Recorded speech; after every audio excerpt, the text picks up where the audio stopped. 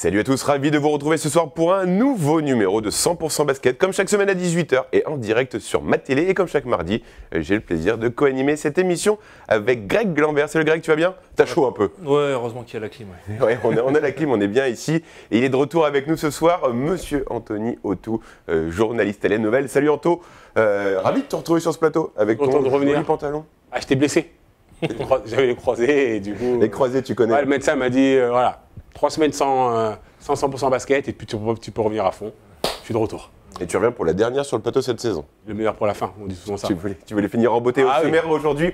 On va parler de l'effectif 2025-2026 du Saint-Quentin Basketball qui continue de se construire. Il ne manque plus que quelques pièces du puzzle pour avoir l'équipe au complet. On va également revenir sur la présélection de l'équipe de France pour l'Eurobasket qui va avoir lieu du 27 août au 14 septembre. Des absents de marque, des retours chez les Bleus et on en parle tout à l'heure.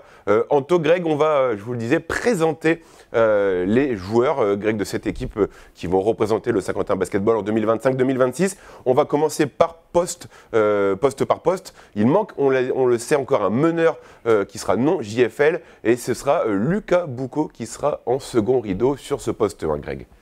Ouais, c'est ça, Lucas Boucaud en meneur français, en backup. Visiblement, sauf surprise, mais ça sera lui qui sera backup cette année comme la saison dernière. On espère qu'il aura repris un petit peu les bonnes intentions de fin de saison, entre guillemets, ou alors la bonne santé de fin de saison, on va dire ça comme ça, parce qu'on rappelle qu'il a quand même été blessé une bonne partie de la saison. Avec une hernie discale. Une hernie discale qui l'a fortement handicapé et qui l'a, avec la saison qui a été faite, qui l'a un peu obligé à revenir un peu plus tôt que prévu, donc c'était pas fait pour ça, mais voilà, on voit ses stats à l'écran, 3 points, un rebond et presque 2 passes décisives. On sait que Lucas est capable de beaucoup mieux que ça. Et il avait quasi les mêmes stats en BCL cette saison avec un peu moins de 3 points, un rebond, 2 passes en 7 matchs joués. Mais c'est vrai que la saison qui vient de s'écouler l'a un peu handicapé, parce qu'il y a 2 ans, il était quand même dans les meilleurs passeurs de Betclic. Deuxième meilleur passeur de Betclic Elite. All-Star dans le sens où il était dans le concours des meneurs. Donc il fait une super première saison. Et la deuxième, elle est compliquée, mais je pense que ça va peut-être lui permettre de faire une meilleure troisième saison. Voilà. Il a tapé, c'est un peu le mur. D'ailleurs, ça lui a fait mal au dos. Il a tapé le mur. Donc voilà, il est en forme, Anthony. Il revient avec une hernie discale.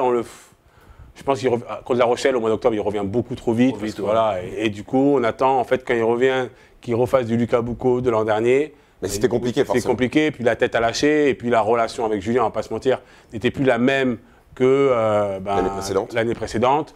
Donc voilà, c'est une saison qui a été difficile, mais qui va lui servir.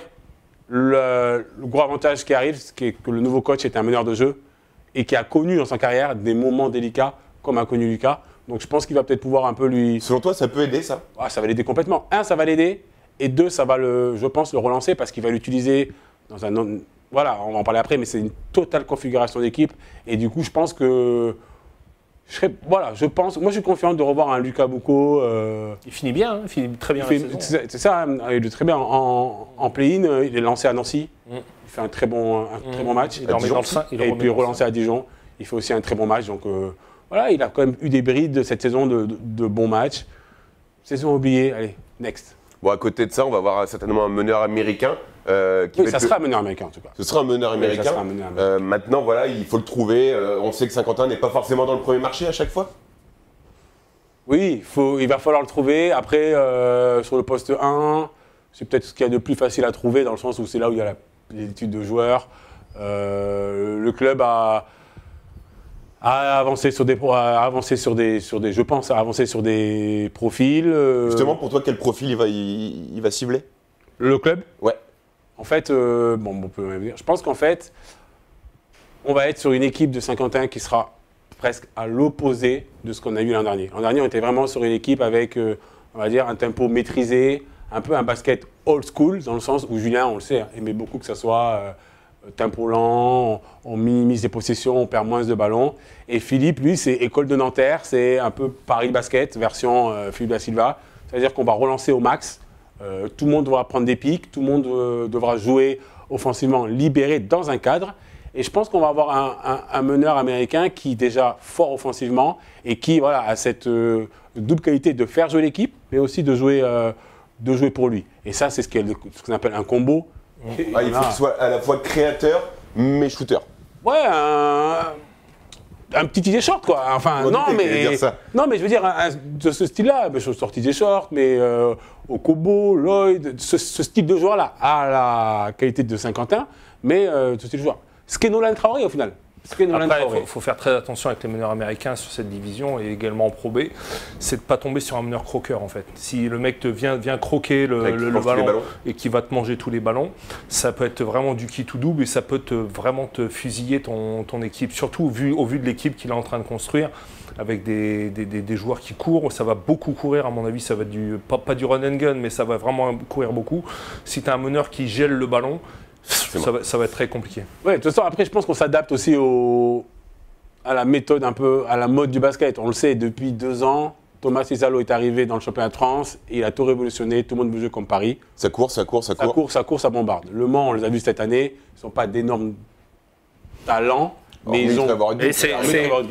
Voilà, donc ça sera un type de meneur un peu à la Higgins, capable de prendre des tirs, mais d'envoyer aussi de la passe. Il ne sera pas 10 passes décisives, mais s'il a 4,5, 5. Après, voilà, le championnat de Betclic aujourd'hui, c'est, voilà, tu prends les 4 ou 5 meilleurs marqueurs du championnat, tu as 4 meneurs dans le lot, quoi.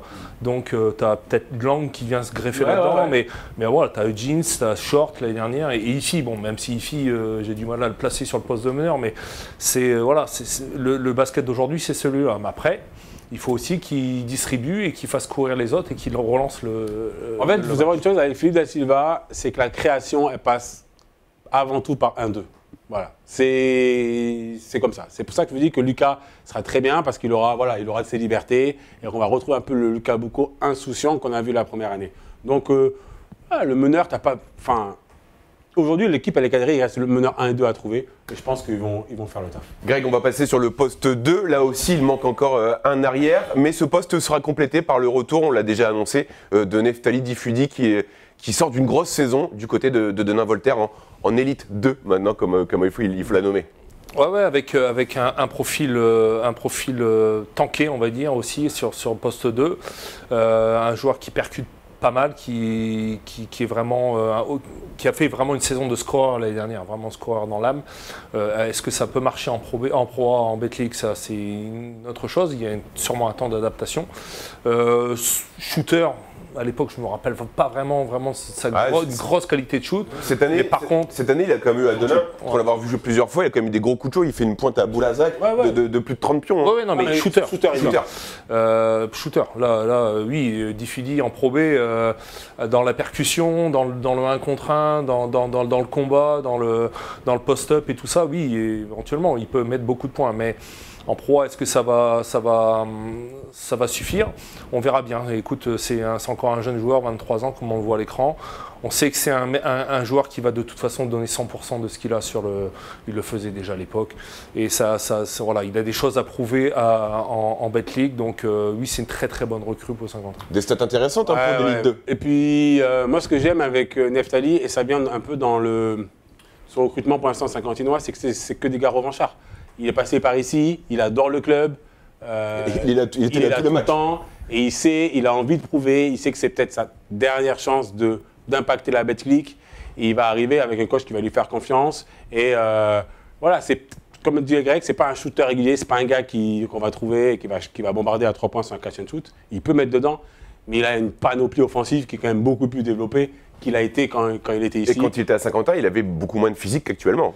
Ouais, tout à fait. Et il a aussi un peu ce profil un peu à la Jovian, un petit peu.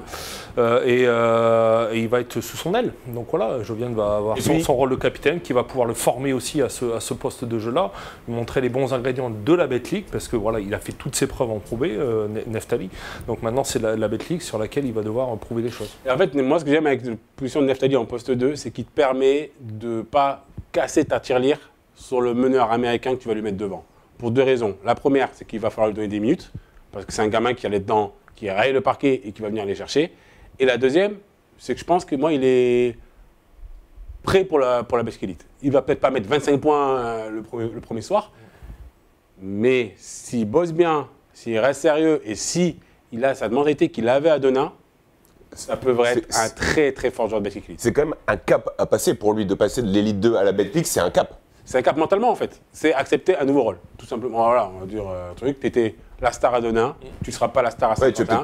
Tu startais à Denain, tu ne vas pas starter à Saint-Quentin. Tes petits caprices, c'est pas évident, ça dépend du profil, ça dépend de ce que va chercher Da Silva au coaching. Ouais, voilà. Et puis toi, c'est un joueur qui peut aussi être décalé sur le poste 3, donc tu peux le mettre aussi avec le nouveau poste 2 qu'ils vont mettre, il peut rester en poste 2. Non, il offre énormément de possibilités.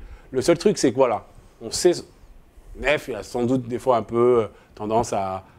Foufou, entre guillemets. Voilà, foufou, un peu prendre les choses trop à cœur. C'est sur ça qu'il faut qu'il bosse. S'il arrive vraiment à gérer ses émotions et à se dire, OK, je suis là, le coach me fait confiance, le club me fait confiance, pour moi, je mets une petite pièce pour que ça soit vraiment une très grosse. On l'a dit, on l'a beaucoup comparé à Ouattara qui est à Paris, champion de France. C'est à peu près la même chose. Peut-être la même. Ouattara d'ailleurs est passé par Denain. On est parti sur des trajectoires quasiment pareilles. Est-ce qu'il va suivre le même trajet? On va bien voir. Mais on peut être dans les mêmes profils de jeu en tout cas. On se rappelle de Ouattara à Chalon, il prenait tous les ballons, il était hyper agressif. Il part à Monaco, nouveau rôle. On était dans le corner, quand tu as la balle, tu canardes. Il a très bien fait. Il va à Paris, il garde le même rôle. Le mec a gagné je ne sais pas combien de titres de champion de France. Moi, je suis la comparaison et je ne l'avais pas. Et celle-là, je vais la garder pour plus tard. Et à côté de ça, il faudra un arrière référencé.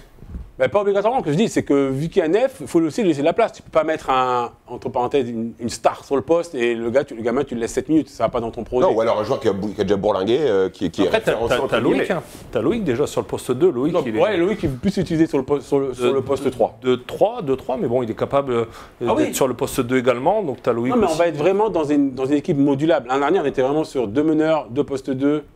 T'as des joueurs qui sont capables cette année de jouer 2 postes. Nef peut jouer 2-3, par exemple. Quasiment tous. Si tu prends un 2, il pourra jouer peut-être que 2, donc ça veut dire que c'est un mec qui sera dans l'attraper jouer, dans un peu, on va dire, délaisser de la création, être dans la finition, voilà, parce que Nef te permet de compenser un peu ça. Et si tu vas chercher sur un meneur un 1-2, tu as aussi, donc tu es modulable et tu n'es pas obligé, moi je pense, de casser ta tanière sur le poste 2. Tu peux aller chercher un petit meneur ricain qui sort d'un championnat un peu, on va dire, seconde zone et qui vient et qui expose tout, quoi. On va continuer à parler des postes. Là, on va aller sur le poste 3, même si Loïc Schwartz, c'est celui qu'on va évoquer, peut jouer 2 et 3. Greg, Loïc Schwartz qui sera encore à Saint-Quentin l'année prochaine, c'est bien de le garder sur la continuité. Ouais, c'est une garantie de leadership déjà, de connaissance aussi du milieu un peu saint-quentinois du club de Saint-Quentin. Il a depuis quand même 2 ou 3 saisons déjà. Il a connu la montée, donc. Ouais, il a connu la montée, donc il a un peu l'historique, un peu des choses. C'est un fort défenseur. De toute façon, c'est un des meilleurs défenseurs sur le poste, à mon avis, plus sur le poste d'arrière que d'ailier, mais bon, après, voilà, il a 32 ans. Il est capable de coup de chaud aussi. Il est un peu irrégulier sur le shoot à 3 points, mais quand même, il est capable de coup de chaud, surtout dans les moments un peu clutch. Ouais. Donc, très bonne. C'est très bien de l'avoir conservé. Et puis voilà, il va aussi avoir ce rôle maintenant de guider un petit peu les autres, notamment les jeunes, sur ce qu'il faut faire pour réussir en Betclic. Loïc, ça peut être également un mec de vestiaire maintenant. C'est un mec de vestiaire. C'est un mec de vestiaire, complètement. Ça a été déjà l'année dernière, ça le sera encore plus cette année. Déjà, parce que c'est le taulier de l'équipe, en fait, c'est le plus ancien. C'est le plus ancien. Non, Loïc est là depuis un peu plus longtemps. Oui, non, mais dans le. Tu parles d'âge. Ouais, en termes d'expérience. Oui, mais dans le vestiaire, dans l'atmosphère saint-quentinois. Bien sûr, ils sont complémentaires les deux. Il a un passeport déjà, parce qu'on pense tous qu'il est français, mais il est belge. Il est belge. Donc en fait, déjà, c'est un joueur avec un passeport, donc c'est très bien. C'est aussi l'un des joueurs les plus adroits en catch and shoot du championnat de France. On n'a pas l'impression. C'est pour ça que, moi, je pense que c'est plus un poste 3 qu'un poste 2, parce qu'on revient à ce que je disais tout à l'heure. On va donner beaucoup de création au poste 1-2. C'est pas ça qui a été première, Loïc, de prendre des pics, de dribbler entre les jambes, etc. Il peut le faire, hein, mais c'est pas ça où il est très efficace. Moi, je vous invite à regarder cette saison, dès qu'il est ouvert sur la catch and shoot, ça tombe très souvent dedans. Sur la transition. Voilà, et sur la transition, il s'arrête, il se tire.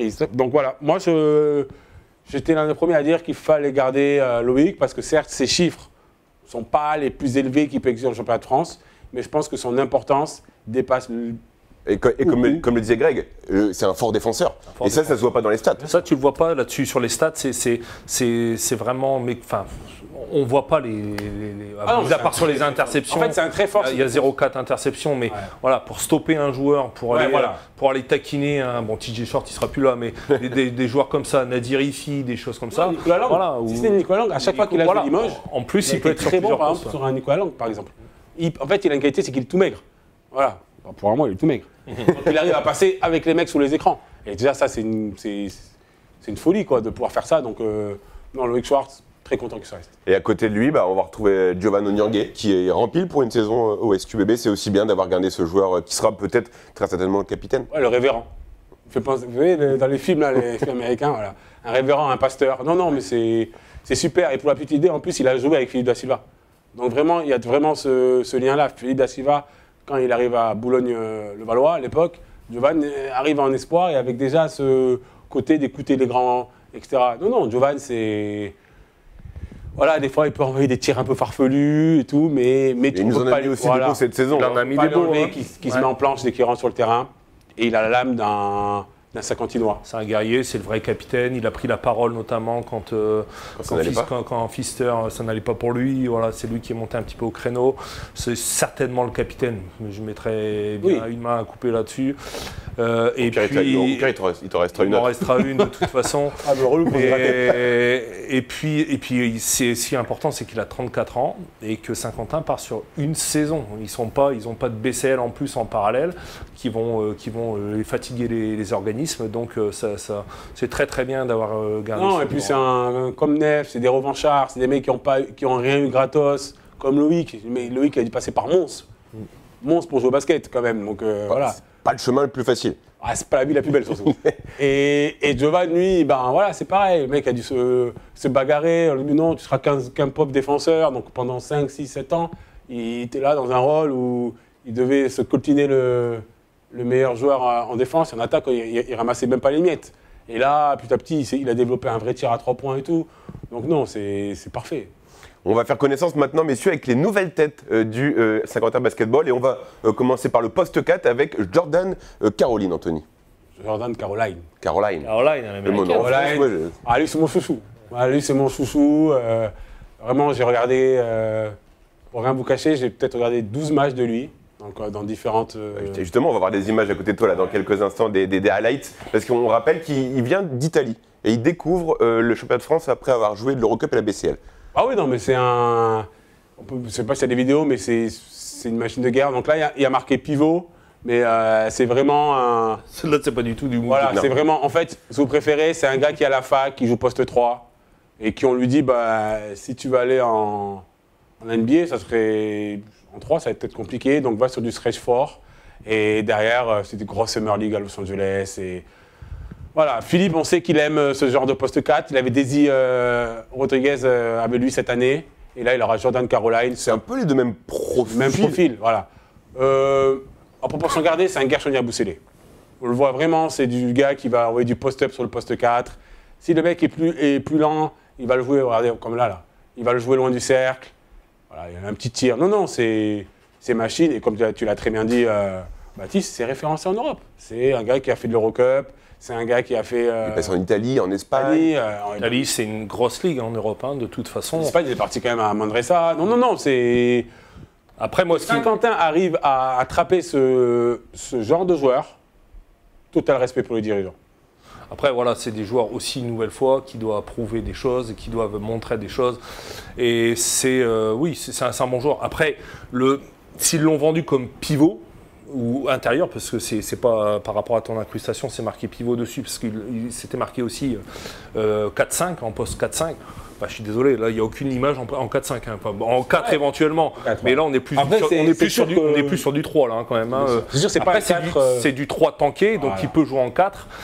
Comme Jovian l'a fait l'année dernière, on l'a souvent retrouvé en poste 4. Donc ça va envoyer du lourd, on voit les épaules très larges. Quoi. Non, pas lui, mais celui d'avant. T'as quand même des épaules un peu larges, Greg. Donc voilà, on a des stats qui sont assez conséquentes. 5.5 en rebond sur la ligue italienne, ça parle quand même. Quasi 10 points de moyenne. Ouais, 10 points, ça parle, c'est vraiment du... Et pareil en BCL, on est à peu près sur les mêmes stats en BCL. Donc, par contre, pivot, non. Déjà, 2m1, non, tu n'existes pas en pivot en Betclic. Donc, poste 3, 4-3, on va dire. Kevin Kokila, il fait 2 mètres. Non, il existe un peu. On demande aux supporters Saint-Quentinois. non, moi, pour revenir à Jordan Caroline, vraiment, ce que j'aime chez lui, c'est ce côté bulldozer. Oui. On va au combat, il va mettre des énormes tomards. Voilà, Pierrat va s'enflammer, c'est certain. Et puis, c'est un joueur, de ce que je sais, de ce qu'on m'a dit, qui, quand le téléphone a sonné pour Saint-Quentin, il a dit « Ok, j'aime ce qu'on me propose ». Il a dû voir peut-être 2 ou 3 vidéos de... Le projet intéressant. Ah, des Blue Phoenix qui ont dû envoyer... voilà. Comment ça s'appelle ceux qui rentrent avec la trompette avant là? Les stimulants. Les stimulants, ouais, il a kiffé un peu voir les stimulants rentrer. Il s'est dit, je vais m'amuser ici, quoi. Mais après, c'est aussi le résultat des années précédentes où le SQE a bien marché. Ça donne forcément envie à ce type de joueurs de venir dans ces projets. C'est ça. Parce qu'en gros, c'est un gros joueur référencé, mais c'est aussi un joueur qui est un peu dans la notion de combat et qui est, on va dire, dans les valeurs qu'on avait un peu perdues l'année dernière. Voilà. Il faut appeler un chat un chat. Et c'est pour ça que je dis chapeau aux dirigeants, parce qu'il n'est pas gratuit, certes, mais tu n'as pas fait des foulées non plus pour l'attraper. Donc c'est que tu as dû lui vendre un projet, et c'est très bien. Après, la Betclic Elite ressemble plus au championnat américain, un peu de deuxième division, mais que la Ligue italienne. Hein. Donc c'est peut-être un joueur qui correspond plus à un championnat type américain, entre guillemets, avec beaucoup d'impact, beaucoup de 1 contre 1, beaucoup de choses comme ça, que ce qu'il a pu trouver en Italie. Donc ça peut être une vraie... Belle révélation. Belle révélation, et puis on a vu son âge, il a 29 ans. Il est plus tout jeune, mais il n'est pas vieux non plus. Et il reste peut-être un dernier contrat à aller chercher. Et le dernier contrat, il est que si tu pètes tout à Saint-Quentin... Ça peut être intéressant ton contrat. Tu peux te retrouver vite à l'Asvel ou un truc. Ouais, à l'Asvel ou plus riche que moi en tout cas. À côté de ça, on a aussi Jean-Philippe Daly qui nous vient tout droit grec de la JDA Dijon, où il a bien connu un certain Johan Onyang. Ouais, c'est ça, avec pareil, 29 ans, un joueur qui a de l'expérience, un joueur avec des stats, on voit, mais très peu utilisé finalement. Donc pareil, un joueur qui va arriver avec des dents comme ça, qui vont rayer il sort forcément d'une saison de frustration. De frustration derrière, donc avec comment dire, une grosse envie de montrer les choses, et que la saison dernière n'a pas été vraiment à la hauteur du joueur, et quelqu'un qui a des choses à prouver une nouvelle fois. Donc oui, ça peut être une bonne recrue, et puis comme on dit toujours, après voilà, Jovian l'a entre guillemets poussé un peu les dirigeants à le recruter parce qu'il avait connaissance du joueur. S'il le fait, c'est qu'il y a une bonne raison. Donc il ne va pas le faire comme ça pour faire plaisir à un copain. C'est vrai que sa saison à Dijon était un peu compliquée, mais il y a 2 ans en Pro B, il fait une très bonne saison du côté de Champagne. Vous savez, Dijon, c'est compliqué. Hein. C'est compliqué de jouer à Dijon quand tu sors de Pro B. Enfin, on lui a pas fait confiance. Voilà, parce qu'il peut faire de très bonnes choses. Il va être sur un poste 4 derrière un Américain. Et comme il dit, Jovan, lui, en fait, ils vont incarner un peu la bagarre. Il faut dire un mot. Il vient ici pour se bagarrer, pour se bagarrer pour ses minutes. Il est revanchard et se bagarrer sur le terrain quand il va jouer. Donc, et puis, c'est un poste 4 JFL. On sait que ça court pas les rues. Et puis, il est pas cher. Voilà. On va terminer la présentation avec le poste 5 cette fois-ci, avec Eddy Ekior qui va lui aussi poser ses valises à Saint-Quentin. En fait, là, je disais que Jordan Caroline était mon chouchou, mais je pense que lui, il est pas mal aussi. Lui, c'est vraiment trouvaille plus. C'est-à-dire que c'est un joueur qui, le 6 avril, il jouait donc du coup au Sporting Lisbonne. Il joue contre Benfica, un match où son équipe perd de 12 points, il reste 1 minute 30. Je vous invite d'ailleurs, si vous pouvez voir les images, en fait, il rate un panier, ça arrive à tout le monde, et il revient en repli, mais comme un dératé, c'est le seul à courir pour aller contrer le gars. Et en contrant le mec, il tombe sur un photographe, rupture des ligaments croisés. Donc, 1 an sans jouer, donc l'année dernière, il n'a pas joué au basket. Sans ça, il aurait vu Saint-Quentin que sur la carte, vous savez, sur Mappy en tapant Saint-Quentin. C'est-à-dire qu'il ne serait jamais venu ici. C'est un joueur qui, aujourd'hui, a tout pour exploser la Betclic Elite. Il va haut, il va vite, il pose des écrans, il roule à une vitesse phénoménale, il a un petit tir à 3 points. Voilà, sauf que il a fait une année blanche, donc on ne sait pas comment il va revenir. Là, il joue un peu au Canada. J'ai vu un match de lui il y a 2 nuits. Dans les mains d'Éric Lecomte, prépa physique, voilà, 2-3 exercices, peut-être qu'il va vite retrouver sa forme. S'il la retrouve, c'est phénoménal. Parce qu'en 23-24, il était quand même quasi à 18 points de moyenne, à 64% de réussite et 6 rebonds en championnat portugais. Donc voilà, il y avait des bonnes stats, mais comme l'a dit Anto, ce coup d'arrêt, il est dur. C'est ça. Après, il faut savoir comment il va récupérer de ses qualités physiques, parce qu'il faut quand même des sacrées qualités physiques pour faire ce genre d'action, comme on voit à l'écran là. Pareil, c'est des joueurs. De toute façon, ils ont été chercher de la polyvalence. Ils n'ont pas pris poste pour poste. L'année dernière, on avait un Dominique Olegisac, on ne pouvait pas le mettre ailleurs que sur le poste 5. Là, on est sur du 4, 5, 5, 4, exactement. Désolé, je commente en même temps l'action, mais un pivot de 2-6 qui intercepte un ballon, qui le remonte comme un ailier, mais c'est phénoménal. Et ça colle, ce que je disais tout à l'heure, à la nouvelle à la philosophie de jeu. Mais c'est plus des actions qu'on voit sur du poste 4 que sur du poste 5. Donc voilà, à voir. Ça peut être une surprise. Ça peut être aussi la pièce qu'il faut dans la philosophie de jeu. Même si Julien May n'aime pas le mot philosophie de jeu de Da Silva. Voilà, on va voir sur quoi. Le problème aujourd'hui qu'on a par rapport à cette équipe 2025-2026, c'est qu'on ne connaît pas vraiment la philosophie de jeu qui va être mise en place, parce qu'il n'y a pas eu de sortie vraiment publique du coach de l'année prochaine. Et donc, voilà. Est-ce que... T'as pas lu les nouvelles alors? J'ai lu un peu, ouais, mais... On devine un petit peu, et puis par rapport à l'effectif, ce qui est oui, comme tu dis, on devine. On devine ce qui est recruté, on devine que ça va être basé beaucoup sur la polyvalence, beaucoup sur la vitesse, beaucoup sur l'impact et puis l'envie. Voilà, voilà, il rentre parfaitement, ce type de joueur-là va rentrer parfaitement dans cette... Ouais, en fait, moi, ce que je vous dis, que j'aime, et ce qu'on a vu un peu avec Nanterre l'année dernière, c'est que Philippe, il aime des intérieurs qui piquent, qui rollent et qui vont vite dans le cercle. Et lui, il pique, il roll, il va vite dans le cercle. Donc voilà, et Clifton Moore, qu'on verra dans quelques minutes, c'est le même style de, style de joueur. La transit, tu viens de la faire, parce qu'on va parler de Clifton Moore, c'est un des troisièmes piliers de la raquette du SQBB. Qui, lui, n'est pas inconnu du championnat français, parce que l'année dernière, Greg, il évoluait du côté du Stade Rochelet, qui malheureusement est relégué en Élite 2. Oui, c'est ça, avec des stats plutôt correctes. Après, pareil, sur du poste 5, priorité, et 4 également, avec une belle densité physique.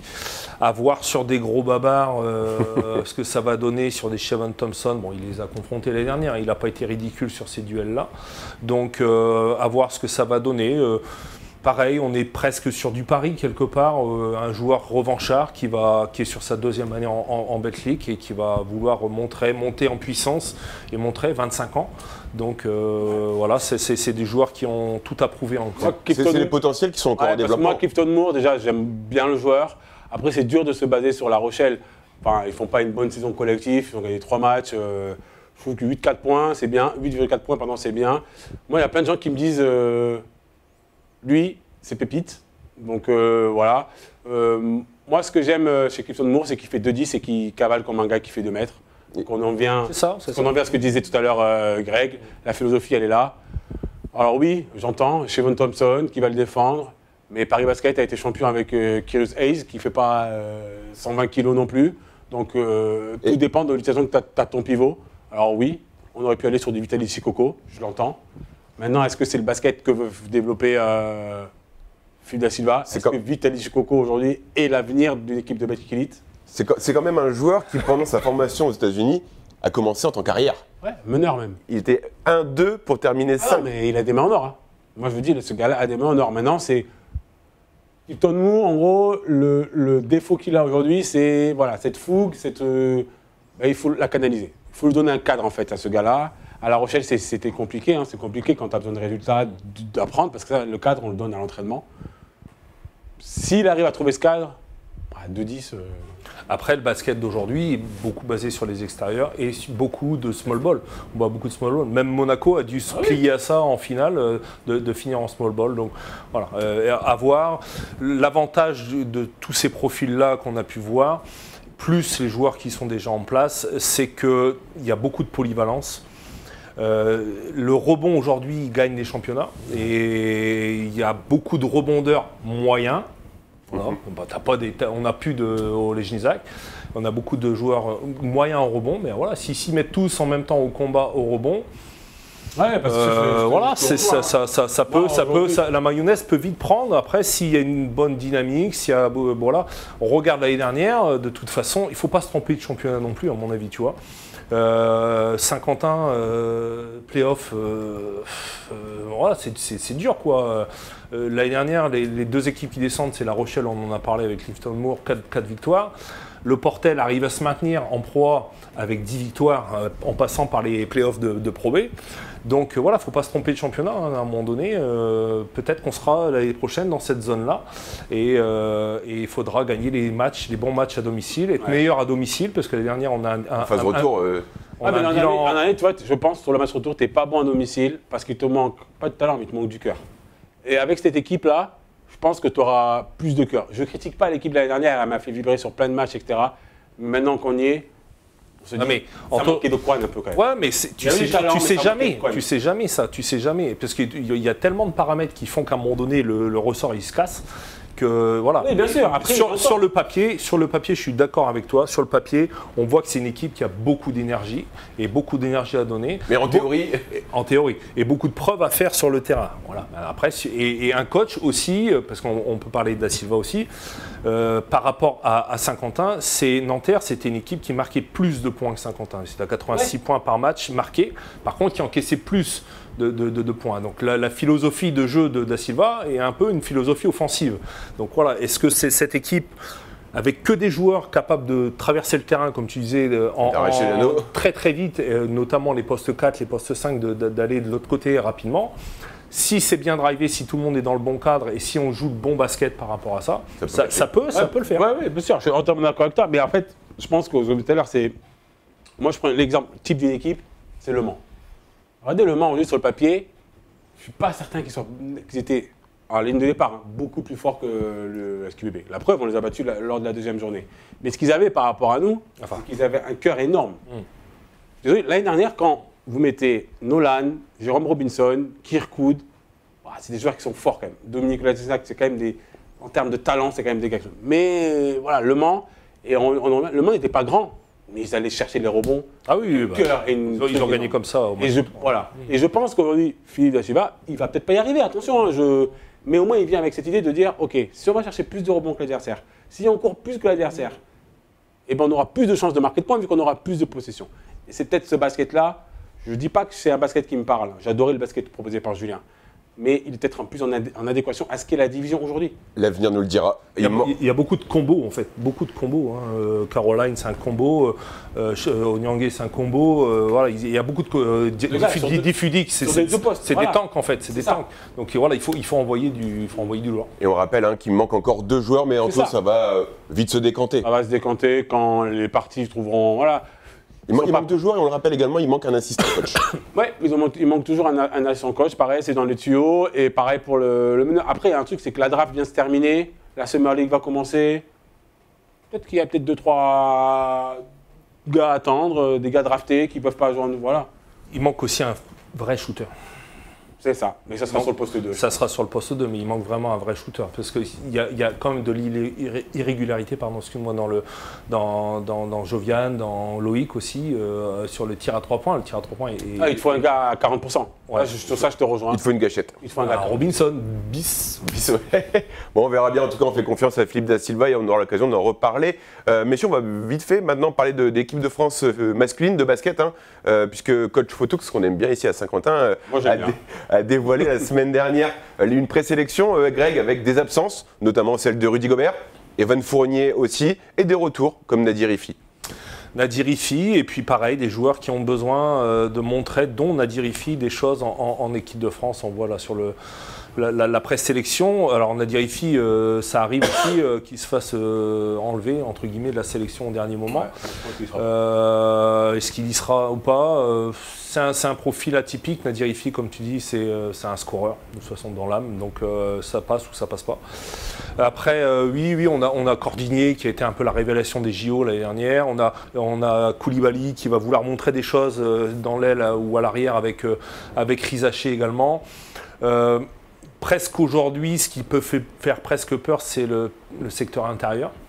Pas le secteur intérieur. Le poste 5, on était très chargé, presque trop chargé avec Rudy et Wemby. Même si Wemby, moi je me place même presque sur du poste 3 d'ailleurs, mais bon, c'est un autre débat. On a toujours. Interrogation sur le secteur intérieur parce qu'on a le sort qui sort d'une blessure. Donc voilà, après tu as le sort à 100%, on n'est plus sur le même, on n'est plus sur le même débat. Mais parce qu'il a fait des très gros JO également avec Yabusele. Donc c'est une belle équipe, je trouve. C'est une belle équipe. Après, sans trop de stars, on va dire. Donc s'ils arrivent, si Freddy Fotoux arrive à faire une belle alchimie de tout ça, ça peut les amener haut. Anthony, c'est une équipe 2025 avec une moyenne d'âge assez jeune, 25 ans. On a 12 joueurs qui évoluent en Euroleague, 6 en NBA. Le joueur le plus capé dans cette équipe, c'est Vincent Poirier avec 60 sélections. En fait, on se rend compte du vivier qu'on est, parce qu'on a quand même Rudy qui n'est pas là, qu'on aime ou qu'on n'aime pas, ça reste Rudy Gobert, Evan qui n'est pas là, Batum qui a arrêté, Dokolo qui a arrêté, et on sort une équipe avec que des joueurs d'Euroleague. Voilà. Pratiquement que des joueurs d'Euroleague, et les joueurs qui ne sont pas en Euroleague sont en NBA. Donc voilà, c'est une folie. Moi, pareil, je n'ai pas des doutes sur l'intérieur, parce que je me dis que Mathias Le Sort, même à une jambe et demie, ça reste un monstre. Puis après, il faudra bricoler. Tu as la chance d'avoir. Il y a Bouzélé, hein. Il y a Bouzélé pour jouer poste 5 sur du FIBA. Et tu décales Rizaché sur du poste 4, ou Koulibaly sur du poste 4. Voilà. Il va falloir travailler. Moi, ce que je veux, c'est qu'on sorte un peu de ce truc. Voilà, on est équipe de France, il faut défendre et tout. Voilà. Je pense quand même on a de quoi envoyer du jeu. Je regarde à côté, mais qu'on soit Eli Okobo, Théo Malédon, Cordigné. Après, de toute façon, en Europe, c'est l'équipe la plus profilée NBA en fait, de toute façon. Donc ça va être du jeu NBA. Après, le jeu américain, en fait, au très haut niveau, notamment on le voit sur les jeunes, c'est aussi une équipe très agressive en défense, malgré tout. Donc, et derrière, il faut que ça galope, quoi. Donc il y a des joueurs, il y a Sarr, Alexandre Sarr, numéro 3 de la draft, ou 2 de la draft. 2 de la draft, pardon. 2 de la draft. Ouais, Rizaché également, qui a tout approuvé aussi sur des compétitions internationales. Non, c'est une belle. Il y a de quoi faire. Après, le quid, c'est quoi de faire de Nadirifi, voilà. C'est ça. C'est en fait le basket que tu veux prendre. C'est quand même un joueur qui est assez atypique. Ouais, très atypique. Il n'y a qu'un Nadirifi en France, quoi. Je veux dire. Il faudrait lui créer un poste de jeu. Non, le gars, c'est un buteur. C'est-à-dire qu'il ne fait pas une bonne finale, il ne fait pas un bon match 5, il a un tir à mettre à 9,50 m. C'est un mauvais tir. Le mec, il fait ficelle. Donc voilà, qu'est-ce qu'on préfère? On préfère Nadirifi qui apporte un scoring monumental, ou un Eli Okobo qui est plus dans la magie, dans la création, et qui quand il est venu au mois de dernière fenêtre, c'est lui qui t'a fait gagner. Donc après, Nadirifi, pour reprendre Nadirifi, c'est le gars, tes systèmes ils ne fonctionnent pas parce que la défense s'est adaptée. Je suis à 10 mètres. Tu sors Nadirifi, il va te sortir un truc. Il le rate, il va tenter le truc. Il ne va pas chercher à comprendre, il va tenter. Est-ce que ça marchera sur une compétition européenne? On sait que par exemple. Ça a bien marché en Euroleague, ça a bien marché. Moi, perso, je suis Freddy Fotoux, je ne le prends pas. Après, voilà, je ne suis pas sélectionneur. Mais t'es Anthony Autou. Mais en tout cas, on espère que les garçons feront oublier un petit peu la déconvenue des filles à l'Eurobasket. Une petite déception quand même. On ne sera pas. Non, je trouve qu'on est. Voilà. 18 ans, ça fait 18 ans qu'on est pas reparti avec une médaille. Oui, mais c'est. L'Eurobasket femmes, il y a 4 équipes. Il y a 4 équipes. À un moment donné, tu joues la Suisse, troisième match, tu gagnes 80 points. Tu arrives en quart. En fait, elles n'ont pas de prépa. Donc, la première truc, c'est l'Espagne. On a quand même un lancer franc qu'on rate pour la prolongation. 5 sur 30 à 3 points sur les 30 tirs. Allez, sur les 25 tu rates, il y en a quand même 7-8 qui sont ouverts. Je trouve que c'est dur de tout mettre sur le dos du sélectionneur. De toute façon, c'est toujours pareil. Quand ça gagne, c'est la faute c'est grâce aux joueurs, et quand ça perd, c'est la faute du coach. Voilà. Pour moi, c'est une génération qui ne gagne à rien pour l'instant parce que tes meilleurs joueurs ne sont pas là, tout simplement. Bon, messieurs, on arrive déjà à la fin de cette émission. Merci à vous deux pour votre participation chaque mardi. C'était la dernière ce soir en plateau. L'année prochaine, tu remplis avec nous, Anthony? J'ai des fois dans mon agent, mais. Ouais. Par rapport à la blessure. Il m'a dit faire attention. Il n'y a pas un petit mot pour la fin? Pardon? On n'a pas le droit d'un petit mot. C'est pas encore terminé.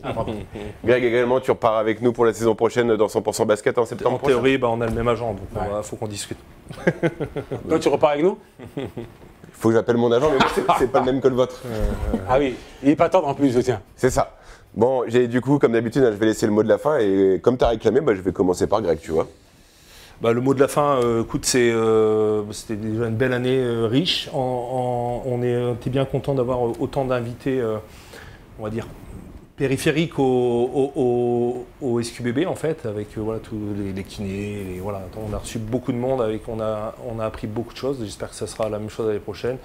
37 émissions de 100% basket. Ouais, j'espère qu'on aura aussi le coach de temps en temps sur le plateau, et puis quelques joueurs, ça peut être sympa également.